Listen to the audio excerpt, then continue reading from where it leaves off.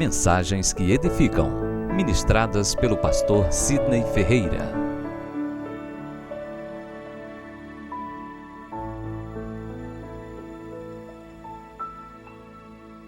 Meus queridos, vamos nos colocar mais uma vez em pé e vamos abrir as Escrituras na epístola do apóstolo Paulo aos Filipenses, capítulo 30, do versículo 18 ao versículo 20. Filipenses, capítulo 3, do versículo 18 ao versículo 20. Aqueles que encontraram, digam amém. Glória a Deus. Portanto, vamos ler a partir do versículo 18. Pois muitos andam entre nós, dos quais repetidas vezes eu vos dizia, e agora vos digo até chorando, que são inimigos da cruz de Cristo. O destino deles é a perdição, o Deus dele é o ventre, e a glória deles está na sua infâmia, visto que só se preocupa com as coisas terrenas, pois a nossa pátria está nos céus, de onde também aguardamos o Salvador, o Senhor Jesus Cristo. Curve sua cabeça. Pai querido, nós te damos graça pela revelação da tua palavra e rogamos a direção do teu Santo Espírito sobre as nossas vidas para que nos traga a iluminação que vem do alto e que possa penetrar em nosso coração como um bálsamo e como um refrigério. Essa é a nossa oração, nos colocando à disposição, Senhor, do teu Santo Espírito, porque aonde há o teu Espírito, aí há liberdade, e nós somos livres para te adorar, livres para te exaltar, livres para te engrandecer. Portanto, desde já te louvamos e te bendizemos na certeza que o Senhor se faz presente no meio da igreja que te louva e que te adora. Essa é a nossa oração em Cristo Jesus. Amém, amém, amém. Os irmãos podeis sentar, mas sentem glorificando o nome do Senhor Jesus. Pois a nossa pátria está nos céus, de onde também guardamos o Salvador, o Senhor Jesus Cristo. Pergunte ao seu irmão que se encontra ao seu lado, pergunte a ele: onde está a sua pátria? Bem queridos, todo cristão verdadeiramente convencido e genuinamente convertido, ele tem dupla cidadania. Ele é um cidadão terreno, mas ele também é um cidadão celestial. Isso porque ele possui, através da fé agora, uma nova natureza. Além da natureza carnal herdada em Adão, ele possui a natureza espiritual herdada em Cristo Jesus. Portanto, nós temos essa dupla cidadania.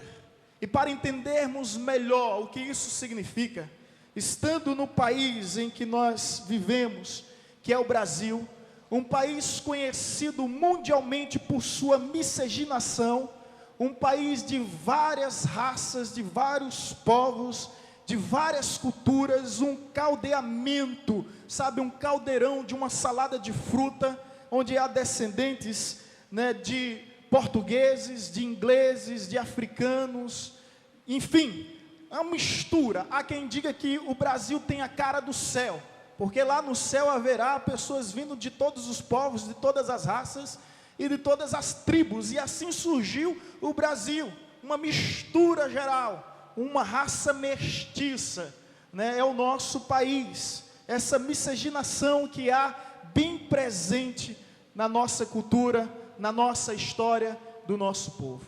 Por essa razão nós somos o povo que mais procura a dupla cidadania. Eu conversando com o pastor Paulo Souto, que esteve conosco, que vem de Portugal, há um bom tempo ele está procurando um visto permanente. E muitos brasileiros procuram essa dupla cidadania. Ele tem um visto provisório, e assim como ele, tem um missionário júnior que está na Alemanha procurando um visto permanente. E muitos brasileiros procuram esse visto permanente. Alguns por causa da história dos seus ancestrais, outros por uma qualidade melhor de vida, em busca de educação, em busca de profissão, enfim, estão à procura da dupla cidadania, e o Brasil é o país que mais procura essa cidadania dupla. Estudando um pouco sobre isso, nós aprendemos que essa dupla cidadania, ela surge por jus soli, que significa nascimento no solo. Você tem o direito de ser cidadão do solo, da terra onde você nasceu. Então, jus soli é a cidadania natural que todos nós herdamos a depender do país de origem. E também tem jus sanguinis, que é o direito concedido àqueles que têm ascendência sanguínea. Ou seja, seus ancestrais de repente nasceram naquele povo, ou melhor, fazem parte daquele povo, nasceram naquela terra. Então você pode herdar uma dupla cidadania. Obviamente existem as exceções das regras, mas a dupla cidadania se baseia em jus soli e jus sanguinis. O que é interessante aqui observar, irmãos, e agora aplicando para o nosso contexto, que todos nós temos a cidadania única, que é jus soli. Nascemos na terra, então somos seres terrenos. Agora, para nascermos, ou melhor, para obtermos o direito da cidadania celestial, precisávamos ter ancestrais celestiais. Porque soli sanguíneo vem de uma ascendência sanguínea. Mas a questão é que a Bíblia diz que ninguém veio do céu, senão aquele que de lá mesmo desceu. Como podemos ter agora uma cidadania celestial, se nenhum dos nossos ancestrais foram extraterrestres? Extraterrestre, além da terra. Alguém me perguntou um dia: pastor, o senhor acredita em extraterrestre? Mas é lógico que sim. Extraterrestre, além da terra. Os anjos são extraterrestres, os querubins são extraterrestres, os serafins são extraterrestres, aqueles que estão além da terra. O que eu não creio é em alienígena. Não venha com essa história de carochinha para cima de mim. Mas extraterrestre, meu irmão, não há como duvidar, porque a Bíblia fala de extraterrestre. O próprio Deus é um extraterrestre, ele está além da terra. E meus irmãos, para entendermos, quando o apóstolo fala sobre, com tanta propriedade, categoricamente afirmando a nossa pátria estar no céu, é porque ele era um cidadão que tinha dupla cidadania. Ele era judeu por nascença, mas de alguma forma ele conseguiu o direito de ser um cidadão romano. E isso lhe dava livre acesso, porque aquele que tem o jus sanguinis, ele também tem o mesmo prestígio, o mesmo privilégio, as mesmas regalias daquele que tem um jus solis, ou seja, aquele que é simplesmente cidadão por nascimento. Ele também tem o mesmo direito, ou melhor, aquele que é cidadão por ancestrais sanguíneos, ele tem o mesmo direito daquele que nasceu. O direito de pertencer àquela nação e o direito de permanecer naquela nação. Então o apóstolo Paulo sabia perfeitamente do que ele estava falando, porque ele tinha dupla cidadania. Mas a grande questão aqui, meus irmãos, é como nós podemos herdar essa jus sanguinis por meio da ascendência sanguínea, se nenhum dos nossos ancestrais é celestial. A compreensão do apóstolo Paulo, obviamente por revelação de Deus, é o que nos impressiona. É porque ele nos revela por meio dessa palavra e de outras, onde afirma que nós somos peregrinos, nós somos forasteiros, não somos nômades, porque sabemos para onde vamos, apesar de não termos local fixo ou terra própria. Nós sabemos exatamente para onde caminhamos, nós sabemos perfeitamente qual cidade nos espera, nós sabemos qual é a pátria que nos aguarda. Mas quando ele diz que somos, ou melhor, que temos a pátria celestial, é porque ele entende que nós temos um ancestral que veio ao mundo, morreu pelos nossos pecados, derramou o seu sangue, todo o seu sangue na cruz do Calvário, e se tornou o primeiro de muitos irmãos. Tudo que Jesus conquistou na cruz é direito nosso, é nossa herança. Por isso que a Bíblia diz que quando o céu se rasgar, quando os anjos tocarem a trombeta, e quando o Senhor vier, assentado no grande, alto e sublime trono, revestido de glória, de majestade, de poder, arrodeado dos seus anjos que cantam constantemente: Santo, Santo, Santo. A Bíblia diz que uma multidão inumerosa irá ao seu encontro, e alguém, uma voz naquele dia há de ressoar, dizendo: quem são esses? Quem são esses? Esses são aqueles que venceram por causa do sangue do Cordeiro. O sangue de Jesus nos faz ser filho de Deus e herdeiros dos céus. Erga suas mãos e aplauda ao Senhor.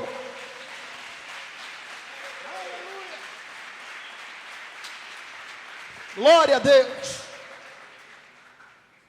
A pátria celestial torna-se para o cristão, a partir de Cristo Jesus, um direito, através de jus sanguíneos, através da nossa antecedência sanguínea. Cristo Jesus morreu a nossa morte para que pudéssemos viver plenamente, abundantemente a sua vida, e nele, através dele, nós nos tornamos concidadãos dos céus. Tremendo isso, meu querido, porque agora eu posso compreender perfeitamente que, se entendo que a minha pátria está no céu, por que esperar tanto nesse mundo? Por que desejar tanto desse mundo? Porque ainda há pessoas que esperam realizações nesse mundo, que esperam sucesso desse mundo, que espera reconhecimento desse mundo.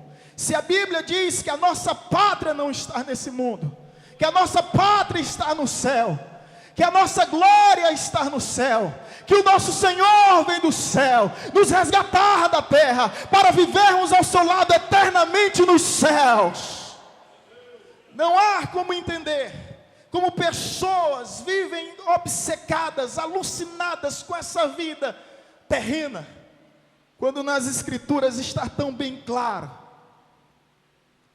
que nós temos uma herança, e a nossa herança é o céu, a nossa pátria é no céu, a nossa glória está no céu.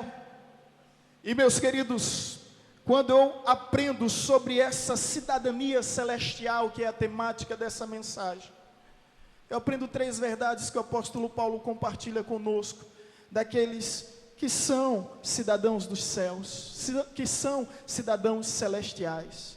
A primeira verdade que eu aprendo é que, se somos cidadão do céu, se temos uma cidadania celestial, então, meus queridos, o nosso reconhecimento vem dos céus. Olha para a pessoa que está ao teu lado e diz: o nosso reconhecimento vem dos céus.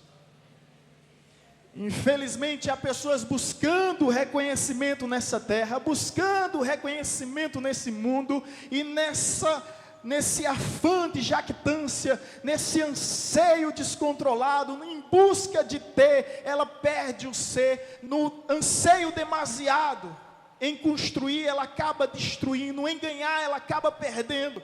O nosso reconhecimento vem do céu, porque está escrito que o nosso tesouro está no céu, onde nem traça, nem ferrugem corrói, e nem ladrão rouba. Portanto, aquilo que você semeia no céu, meu irmão, permanece para todo sempre. Então, nosso reconhecimento vem dos céus. O interessante é que quem fala isso é o apóstolo Paulo, um homem que tinha muito reconhecimento terreno e muito reconhecimento humano. Se você está com a Bíblia aberta, você acompanha ainda no capítulo 3, que está relacionado a todo o contexto dessa mensagem. Você vai perceber que ele nos fala exatamente no versículo 4, capítulo 3, versículo 4. Aqueles que encontraram, digam amém. bem que eu poderia confiar também na carne. Se qualquer outro pensa que pode confiar na carne, eu ainda mais, circuncisado ao 8º dia da linhagem de Israel, da tribo de Benjamim, hebreu de hebreus, quanto à lei fariseu, quanto ao zelo perseguidor da igreja, quanto à justiça que há na lei irrepreensível, mas o que para mim era lucro, isto considerei perda por causa de Cristo. Sim, deveras, considero tudo como perda por causa da sublimidade do conhecimento de Cristo Jesus, meu Senhor, por amor do qual perdi todas as coisas e as considero como refúgio para ganhar a Cristo e ser achado nele, não tendo justiça própria que procede da lei, senão a que é mediante a fé em Cristo, a justiça que procede de Deus, baseada na fé, para o conhecer e o poder da sua ressurreição e a comunhão dos seus sofrimentos, confirmando-me com ele na sua morte, para que de algum modo alcançar a ressurreição dentre os mortos. O apóstolo Paulo tinha reconhecimento.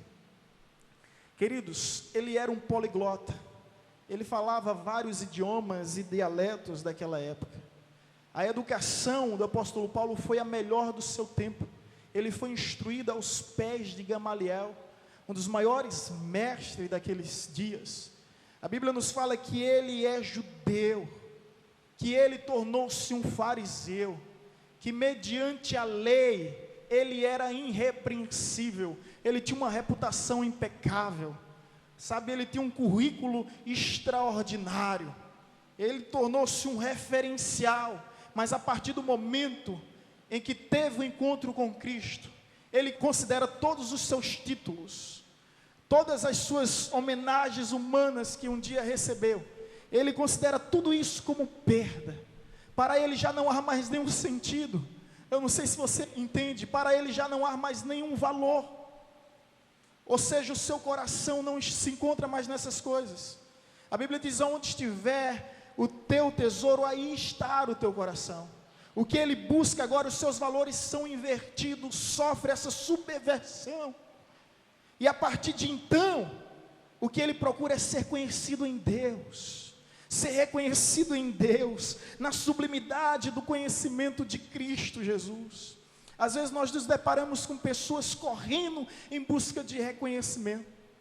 A história está repleta de homens e de mulheres, sabe, que por reconhecerem sua cidadania celestial, abriram mão de todo o reconhecimento humano. O apóstolo Paulo é um desses, que agora tornou-se tudo vaidade. Para ele jamais importava ser circuncidado ao 8º dia, ser judeu, ser fariseu, ser da tribo de Benjamim.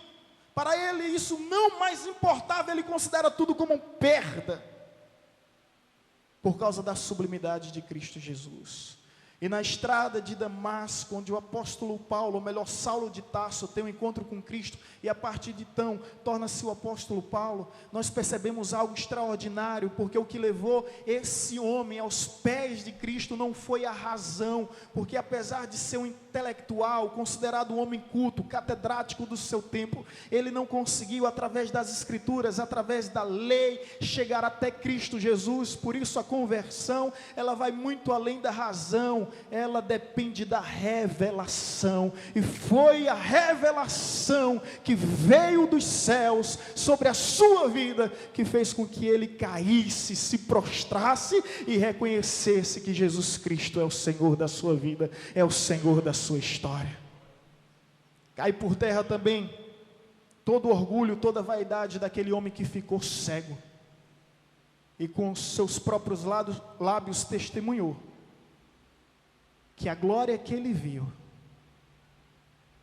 era mais forte e resplandecente do que o sol ao meio-dia.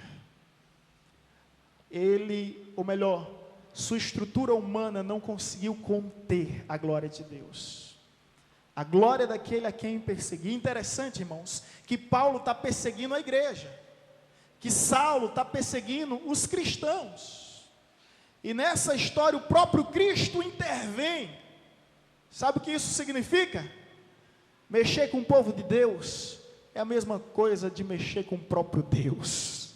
Se alguém está mexendo contigo, não tenha dúvida, está mexendo com Deus. E esse Deus que nós servimos, Ele diz: abençoarei os que te abençoares, e amaldiçoarei os que te amaldiçoares. Portanto, deixa Deus ser o teu juiz.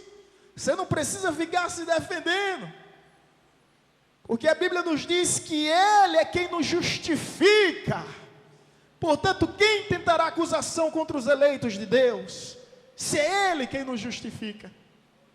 E a estrada de Damasco nos revela isso: ai daquele que persegue o povo de Deus, porque será perseguido pelo próprio Deus. Paulo agora não busca mais reconhecimento humano, e é importante que ele tenha sido o apóstolo dos gentios, porque nenhum outro apóstolo teve tanta proeminência quanto ele, teve tanto prestígio e privilégio à sua disposição, e simplesmente abre mão de tudo, dos reconhecimentos humanos para o reconhecimento celestial. Não sei se você lembra, mas há uma ocasião na Bíblia onde os homens vão expulsar demônio, e esses homens dizem: olha, saia desse corpo, em nome de Jesus, a quem o apóstolo Paulo prega. Os demônios olharam para esses homens e disseram: nós conhecemos quem é Jesus, e também conhecemos quem é Paulo, mas vocês, quem são? E o texto bíblico nos diz que os demônios deram um sarrabui naqueles camaradas, deram uma surra, sabe, que voltaram tudo envergonhado para a sua casa. Mas o que eu aprendo aqui, quero compartilhar com os irmãos, é: eu sei quem é Jesus, também sei quem é Paulo.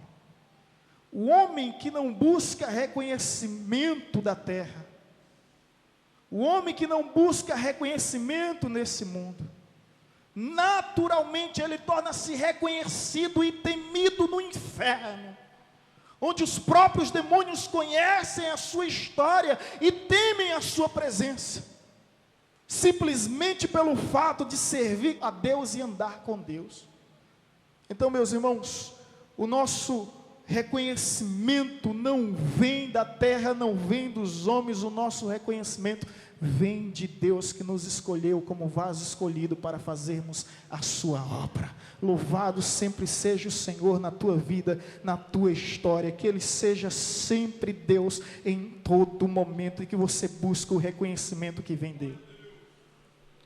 A história nos mostra que Michelangelo, um dos maiores artistas desse mundo, na Capela de Sistina, ele se dedicou muito tempo àquele lugar. Um certo crítico, ao visitar o período em que ele estava trabalhando, perguntou: como é que você se dedica tanto tempo a um lugar que ninguém verá? Um lugar que será despercebido aos olhares humanos. Michelangelo respondeu somente com uma resposta, e até hoje eu não consigo esquecer dessa resposta, e a história registrou para que todos possam conhecer. Michelangelo olhou para aquele homem e disse: Deus verá. E hoje, meus irmãos, um dos lugares mais visitados no mundo é a Capela de Sistina. E quando as pessoas entram lá, olham em primeiro lugar para cima.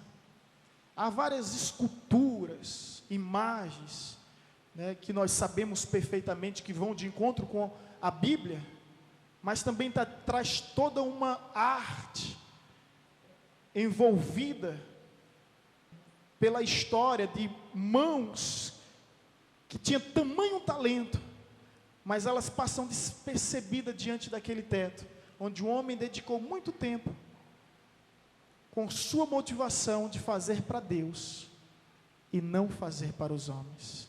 Eu pergunto: qual é a sua motivação? Ser reconhecido pelos homens, ser reconhecido por Deus? A segunda lição que eu aprendo com o apóstolo Paulo aqui, no versículo 20, pois a nossa pátria está nos céus, de onde também aguardamos o Salvador, o Senhor Jesus Cristo. A segunda lição é que nós não devemos procurar reconhecimento, e também não devemos procurar recompensas. Gente, observe isso aqui. Também aguardamos o Salvador. Em outras palavras, a maior recompensa para um cristão é o próprio Senhor. É a presença de Deus em nossas vidas. Ele não vai dizer: do qual aguardamos uma cidade de ouro revestida de cristais, onde os muros são de jaspe, onde teremos um corpo glorificado, um nome desconhecido, onde somente nós mesmo reconhecemos. Ele não fala aqui do prestígio, do privilégio do céu. Ele fala aqui que a maior recompensa é Jesus em sua vida. A maior recompensa é Cristo em nossa vida. Porque quer saber de uma verdade, meu irmão? O céu pode ser um lugar maravilhoso, o paraíso pode ser um lugar fantástico, mas se Jesus não estiver presente, não passa de um lugar bonito. E por mais bonito que seja esse lugar, sem a presença de Cristo, torna-se um inferno. É verdade que muitos buscam a Deus com medo do inferno, outros com interesse no céu. Isso me faz lembrar das últimas palavras em público do reverendo Billy Graham, ainda vivo, mas bastante debilitado. Ele chegou diante de uma multidão e com mal de Parkinson ele pegava o microfone, tremia, ele não conseguia se expressar com tanta veemência, aquilo que acompanhou durante tantos anos, que o tornou o maior evangelista do século XX. Visitou várias nações, mais de 200 nações, pregando em tantas culturas. Esse homem chega em público e diz: ainda que não houvesse céu, ainda que não houvesse inferno, valeria a pena servir a Deus na terra. Ou seja, ele está em Cristo, não com medo do inferno, não com interesse no céu, mas porque verdadeiramente vale a pena servir a Deus na terra dos viventes. Vale a pena sim, ainda que o mundo te diga o contrário, ainda que você sofra todas as aflições e privações e provações que possam surgir, vale a pena servir a Deus nessa terra. Não troque o seu chamado por um prato de lentilhas, porque Deus te escolheu para ser profeta nessa geração. Recompensa. A nossa maior recompensa não é a bênção, é o abençoador. É por isso que quando Jesus chega na margem do mar da Galileia e diz: segue-me, aqueles homens deixam o barco, deixam o peixe, deixam a rede, deixa tudo para trás e segue Jesus. Por que eles fazem isso? Porque o abençoador é mais importante do que a bênção. Infelizmente, estamos fazendo o oposto, o contrário. Estamos deixando o abençoador em busca da bênção, não é? Quantas pessoas deixam a comunhão com Cristo para obter algo, sabendo que não é da vontade de Deus, constrói o bezerro de ouro. A Bíblia diz que o povo estava lá embaixo fazendo um bezerro de ouro. Moisés estava lá nos céus, ou melhor, lá no monte, buscando os céus, buscando a face de Deus. Houve um momento que Deus aparece a Moisés e diz: Moisés, desça, eu cumprirei com todas as minhas palavras, honrarei todas as minhas promessas. Pode descer, que o que eu disse eu cumprirei.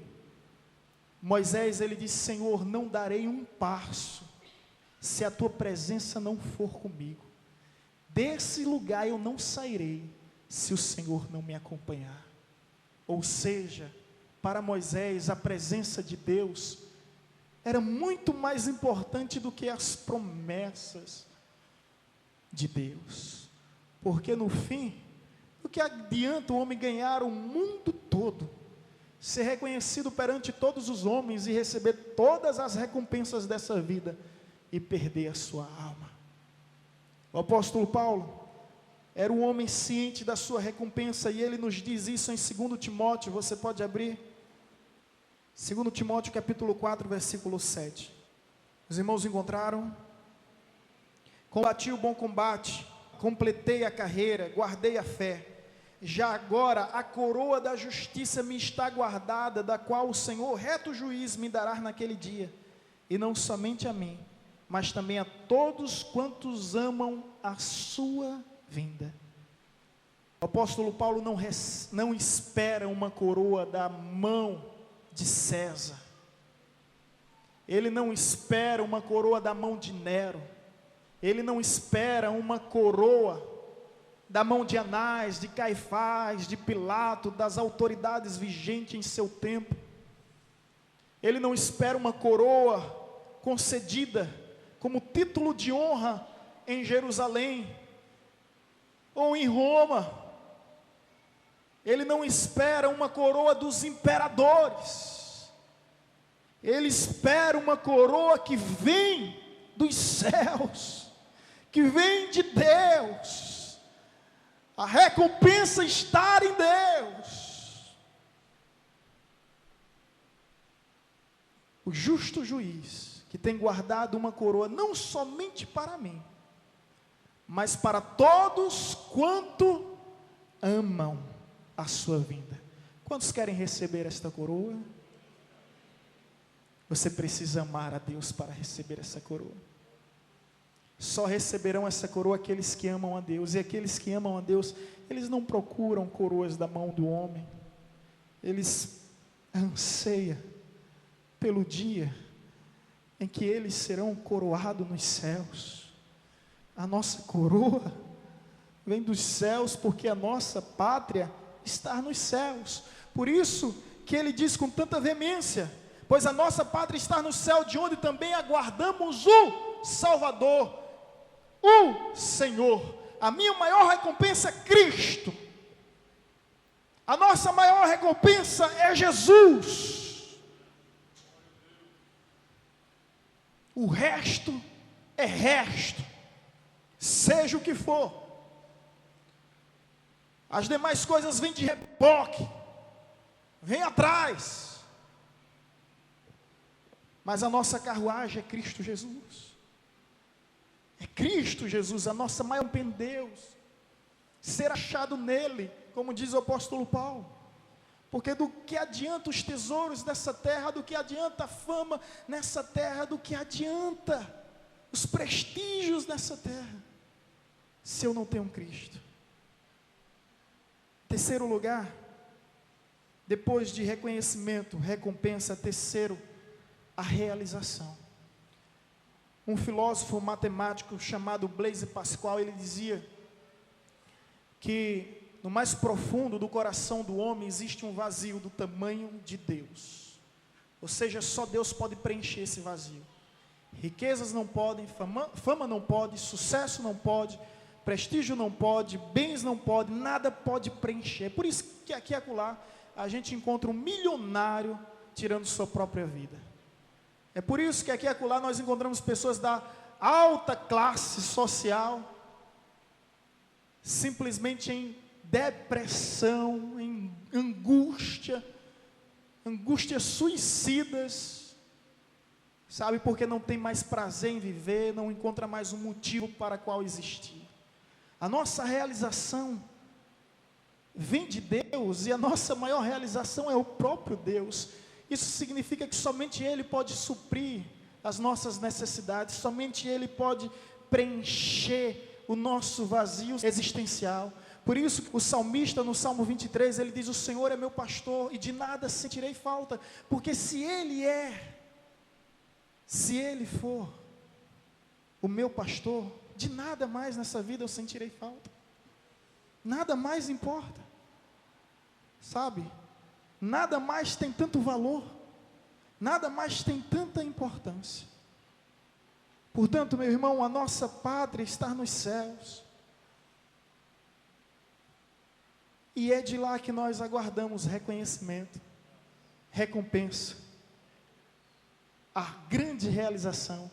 Isso nos torna em cidadãos celestiais.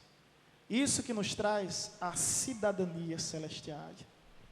Quantos aqui têm a cidadania celestial? Ergam suas mãos. Glória a Deus. Deixa eu concluir contando uma história para você.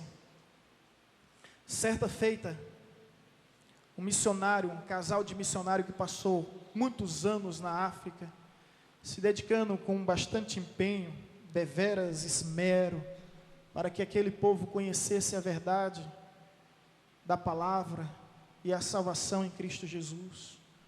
Eles, depois de tantos anos de dedicação, decidiram voltar à sua terra natal, que era os Estados Unidos, e buscaram um navio, adentrar no navio. Ele observou várias homenagens, cartazes que existia ainda na embarcação, e ele pensou consigo: será que a igreja veio se despedir da gente? Olhou para a sua senhora que estava ao seu lado: será, meu bem? Depois ele ouviu bem alto o nome do presidente Roosevelt, que estava lá na África naquele tempo, caçando animais, numa expedição de caça. E aquele país fez uma homenagem para aquele homem que passou algumas horas simplesmente se divertindo. E ele ficou triste com isso. Ninguém veio se despedir da gente, nenhuma homenagem, nenhum reconhecimento, nenhuma sequer recompensa. E ele vem triste, a sua esposa tentando consolar, mas quando chega o desembarque, ele chega logo nos Estados Unidos, e momentos antes ele vai nutrindo aquela esperança de chegar à sua terra natal, a sua igreja que lhe enviou e que lhe manteve lá naquele lugar, esteja o aguardando com faixas, sabe, com homenagens, com cartazes especiais. Quando ele chega lá, só estava uma pessoa, que era o diácono, que foram buscá-lo. Em compensação, estava lá fogos de artifícios, cartazes enormes, outdoors, para o presidente que foi passar somente algumas horas de caça na África. Dessa vez, não só ele fica deprimido, como sua esposa fica arrasada. Meu bem, não há reconhecimento, não há recompensa. Tanto tempo, tanta dedicação, tanto trabalho, ajudando pessoas, aconselhando, instruindo, para nada. Ele chega em casa simplesmente arrasado e vai orar com sua esposa.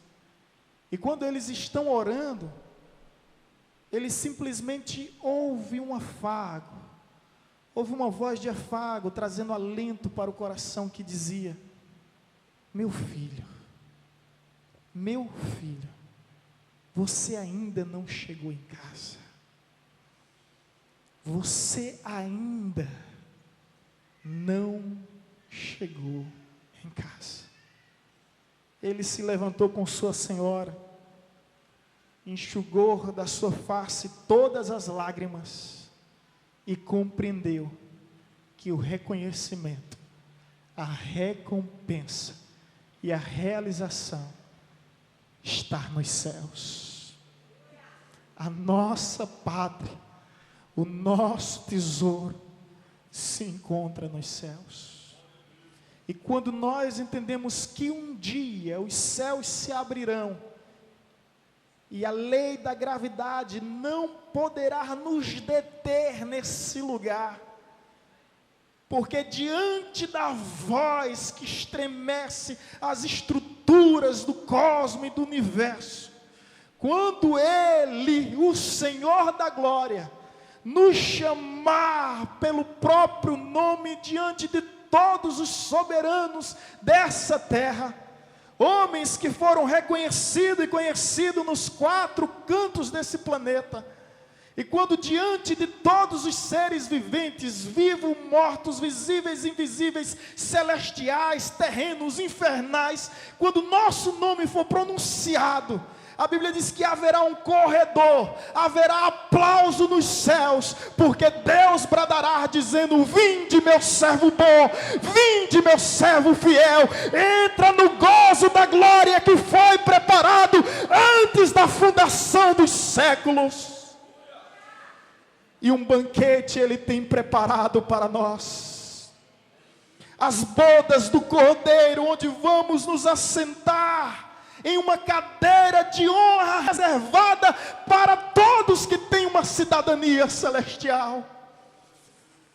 Oh, meus irmãos, a Bíblia nos diz que Ele, o Senhor da glória, nos servirá. Seremos servidos pelo próprio Criador dos céus e da terra, o autor da vida. Ele nos servirá. com um corpo revestido, glorificado, com um nome, um novo nome que ninguém conhece. O dia do reconhecimento, o dia da recompensa, o dia da realização chegará sobre a nossa vida como cristão. Por isso que a nossa pátria está nos céus. E a Bíblia nos diz que os céus vão aplaudir aqueles que venceram por causa do nome de Cristo Jesus. Se coloque em pé, em nome de Jesus. Ministério de louvor. Esteja preparado para esse dia, meu irmão. Esteja preparado para essa hora. O teu nome pode não estar escrito nos livros dessa vida, mas não tenha dúvida que o teu nome está registrado no livro da vida. O livro cujo autor é o nosso próprio Deus. Seu nome pode ser despercebido aos olhos humanos. O seu nome pode ser desconsiderado, ignorado, subestimado por muitos que lembram de todos, mas não lembram de citar o seu nome. Não sei se você já se deparou com essa situação. A minha vida toda foi assim. Lá na minha casa, juntamente com os meus irmãos, filho do meu padrasto, todos eram bom de bola. E sempre chegava um olheiro lá com a relação, e estava lá o nome dos meus 3 irmãos. Eu olhava e o meu nome não estava lá. Eu dizia, o meu Pai eterno. Sabe, em situações que a gente, de repente, faz um curso, um concurso, até no fim do ano, para aqueles que estudam, você chega lá na lista, na relação dos aprovados, seu nome não está lá. Eu sei o que é isso, irmãos. Mas a alegria é incomparável de saber que o seu nome consta no livro da vida. E que Deus nos deu a cidadania celestial, o direito de pertencer aos céus e permanecer nos céus.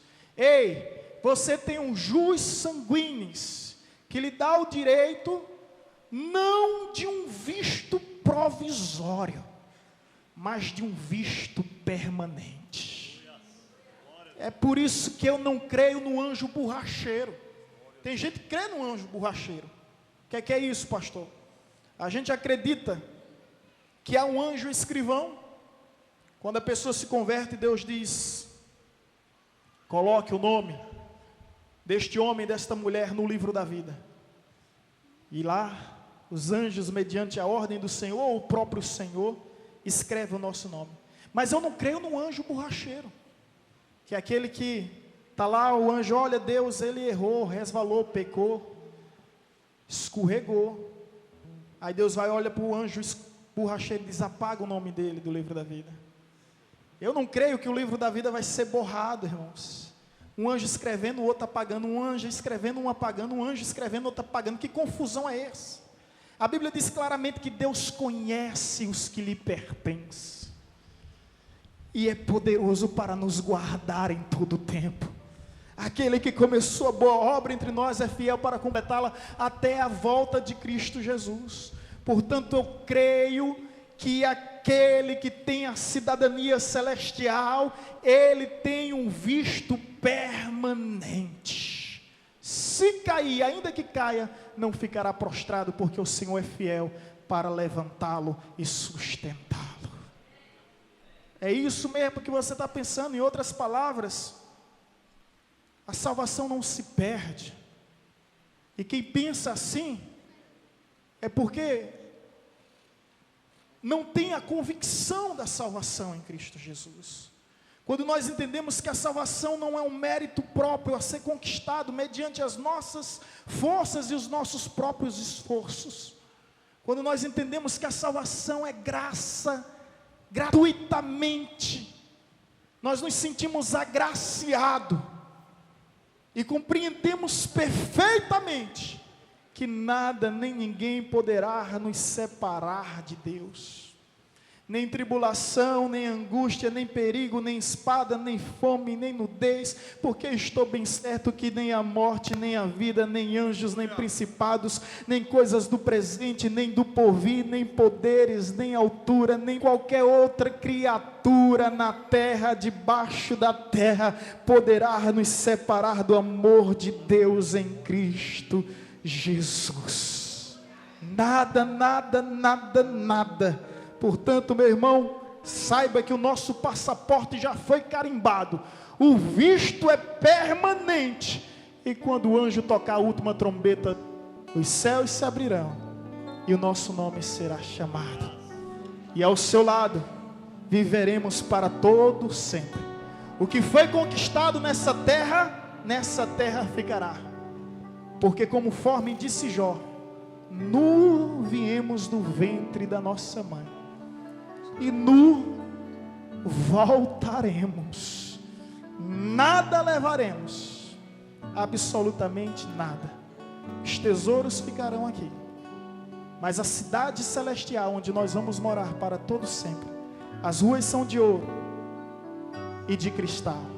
Lá tudo é vida, lá tudo é paz, não há morte, não há choro, não há luto, não há dor, não há separação, não há distância, porque a Bíblia diz que Jesus é aquele que sustenta e que edifica essa cidade.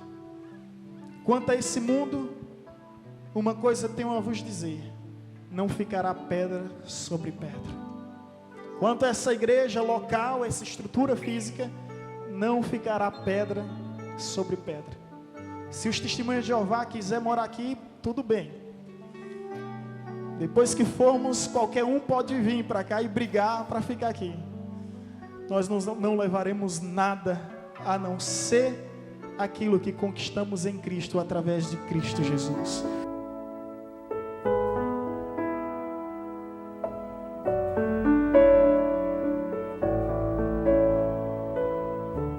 Você acabou de ouvir uma mensagem ministrada pelo pastor Sidney Ferreira, da Igreja Batista Evangelizadora.